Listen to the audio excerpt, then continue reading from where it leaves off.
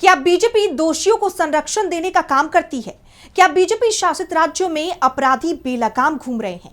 ये सवाल इसलिए उठ रहे हैं क्योंकि विपक्ष ने बीजेपी पर निशाना साधते हुए ऐसे आरोप लगाए हैं। विपक्ष के इन आरोपों के बाद बीजेपी एक बार फिर सवालों के घेरे में आ गई है। बिहार की मुख्य विपक्षी पार्टी आरजेडी ने बीजेपी पर जमकर निशाना साधते हुए एक्स पर पोस्ट किया है। तो क्या है ये पूरी खबर, जानेंगे इस रिपोर्ट में। हाल ही में उन्नाव मामले में दोषी सेंगर को जमानत मिलने का मामला गरमाया हुआ था। वहीं अब उत्तराखंड का अंकिता भंडारी मामले ने भी तूल पकड़ ली है। गौर करने वाली बात है कि ये दोनों जगह बीजेपी सत्ता में बैठी है।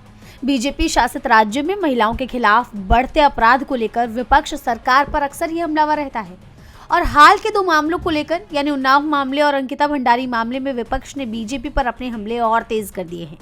सरकार पर महिलाओं के साथ अपराध करने वालों को सत्ता का संरक्षण देने का आरोप है।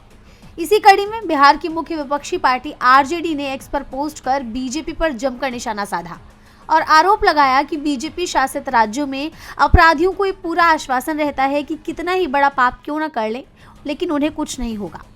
इसी को लेकर पार्टी ने एक्स पर पोस्ट किया कि जहां भी भाजपा सत्ता में होती है वहां के अपराधियों, शारीरिक शोषणकर्ता, महिलाओं का अपहरण, शोषण करने वालों को पूर्ण विश्वास होता है कि वो कितनी ही हैवानियत से महिलाओं को प्रताड़ित करें, भाजपा की सरकार उन्हें बचा ही लेगी।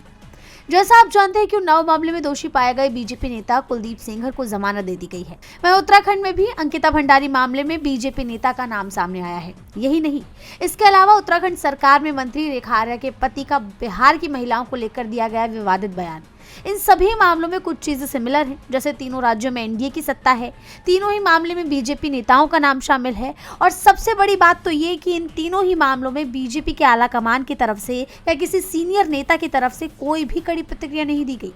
ऐसे में विपक्ष का ये सवाल उठाना लाजमी माना जा रहा है कि क्या बीजेपी वाकई में आरोपियों को संरक्षण दे रही है?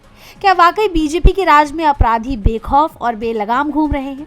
वहीं अब देखना होगा कि आरजेडी के इन हमलों पर बीजेपी की तरफ से कोई प्रतिक्रिया आती है या नहीं। डीबी लाइव की रिपोर्ट।